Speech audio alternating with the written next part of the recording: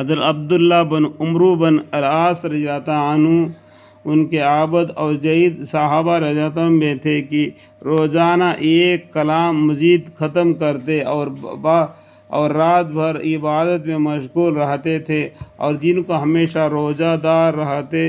حضور اقدس صلی اللہ علیہ وسلم نے اس کثیر محنت پر تنبیہ بھی فرمائی اور ارشاد فرمائی کہ ایسے صورت میں بدن ضعیف ہو جائے گا، آن کے رات بھر جاگنے سے پتر آ جائے گی۔ بدن کا بھی حق ہے، اہل و عیال کا بھی حق ہے، آنے جانے والوں کا بھی حق ہے۔ کہتے کہ میرا معمولی تھا کہ روزانہ ایک قرآن مجید ختم کرتا تھا۔ حضور اقدس صلی اللہ علیہ وسلم ارشاد فرمائے کہ ایک مہینے میں ایک قرآن پڑھا کرو۔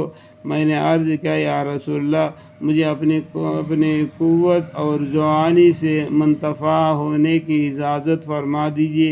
حضور اقدس نے فرمایا کہ اچھا، میں روز میں ایک ختم کر لیا کروں۔ میں نے عرض کیا یا رسول اللہ بہت کم ہے، مجھے اپنی جوانی اور قوت سے متمادہ ہونے کی اجازت دیجیے۔ غرض اس طرح عرض کرتا رہے، آخر میں 3 دن میں ایک ختم کی اجازت ہوئی۔ ان کا معمولی تھا کہ نبی اکرم صلی اللہ علیہ وسلم کے ارشادات کے تحریر کیا کرتے تھے تاکہ یاد رہے۔ چنانچہ ان کے پاس ایک مجموعہ حضور اقدس صلی اللہ علیہ وسلم کی حدیث کا لکھا ہوا تھا جس کا نام انہوں نے صادق رکھا تھا۔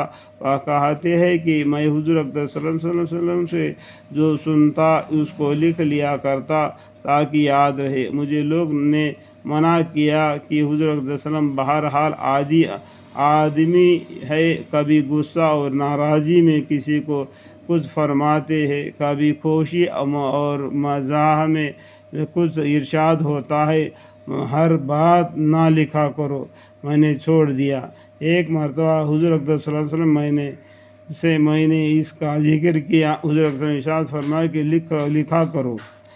اس پاک ذات کی قسم جس کے قبضے میں میری جان ہے، اس منہ سے غصے میں یا خوشی میں حق کے سوا کوئی بات نہیں نکلتی۔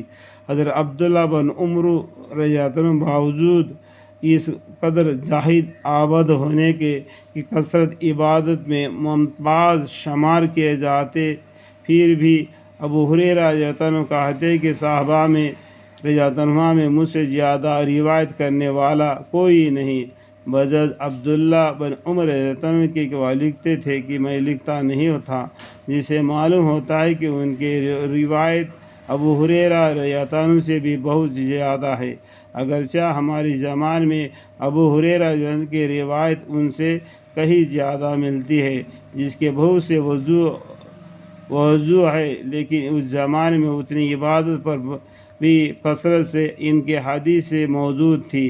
یعنی اس طریقے سے دین اسلام کا علم کو بچے بھی حاصل کرتے تھے اور عمل بھی کرتے تھے۔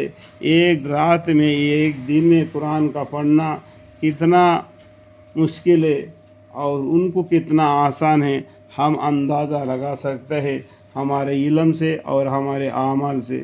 ابو ہریرہ رضی اللہ عنہ کے حدیثیں اور اماں عائشہ رضی اللہ عنہا کے حدیثیں بہت سے کتابوں میں ملتے ہیں۔ الحمدللہ رب العالمین۔